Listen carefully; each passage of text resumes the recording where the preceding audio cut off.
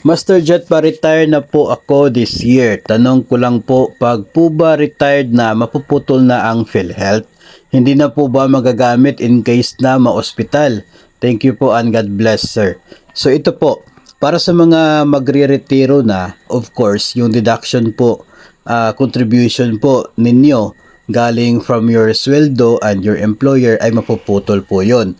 Wala na pong contribution doon sa PhilHealth kasi retired na po kayo, wala na kayong sahod. So hindi na magre-remit si DepEd sa inyo dahil nga tanggal na kayo sa serbisyo.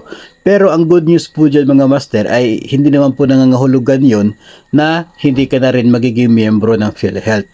Kapag po ikaw ay nagretiro na, retired ka na, ay lumapit lamang po sa pinakamalapit na PhilHealth office dyan po sa inyo at magpa-miyembro po kayo doon sa category na mga senior citizen. No, kapag member po kayo doon, no, sasabihin po ninyo retired na kayo, wala na kayong sahod, hindi na kayo employed. Ang mangyayari po diyan, patuloy pa rin yung membership ninyo sa PhilHealth. At ang maganda po diyan, kapag ikaw ay under doon sa senior citizens na uri ng membership sa PhilHealth mga master, wala na po kayong babayaran monthly. No, wala kayong premiums na bayaran monthly doon po sa PhilHealth kasi nga yung batas, no, na tumutukoy po dito sa membership ng mga senior citizen, yung premiums nila ay kukunin mula sa proceeds ng isa pang batas. Yun pong sin tax law. No, so ito po yung taxes mula po doon sa mga produkto tulad po ng sigarilyo at mga inumin.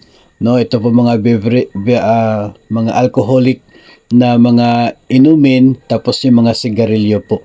So yung buwis po nila, no, yung proceeds, may proceeds po galing doon na mapupunta sa PhilHealth, yun po yung magiging kabayaran sa premiums monthly contributions ng mga senior citizen members ng PhilHealth. No, so yun po yung maganda. So patuloy pa rin yung membership ninyo sa PhilHealth at kayo ay makaka-avail pa rin, no, doon sa mga benefits ng PhilHealth, pero wala na kayong babayaran na monthly contribution.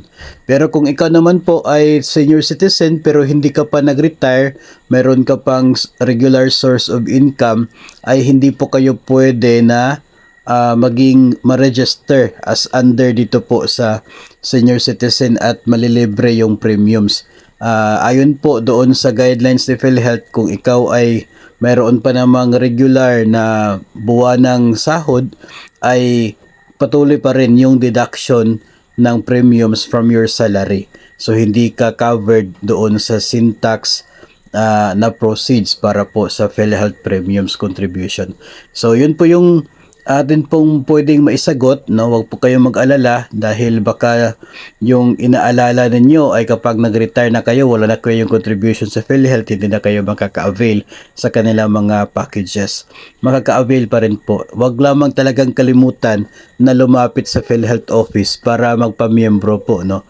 Hindi ka na under the formal economy, no, doon po sa tapos government na employer, kundi doon ka na sa senior citizen at libre na ng gobyerno yung inyo pong buwanang contribution para sa PhilHealth.